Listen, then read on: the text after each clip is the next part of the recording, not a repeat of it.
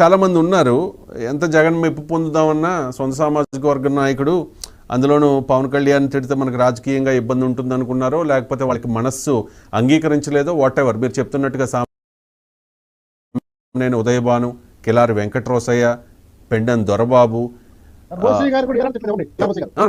Party resign చేశారు.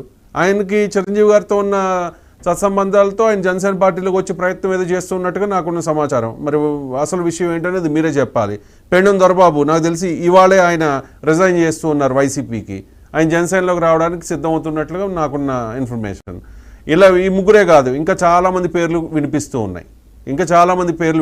ఉన్నాయి. అంటే ఇలాంటి నాయకుడిని నమ్ముకుంటే మనకు రాజకీయ భవిష్యత్తు ఉండదు కాబట్టి సేఫ్ సైడ్ చూసుకుందాం అనుకున్నారో, లేకపోతే ఏదనుకున్నారో.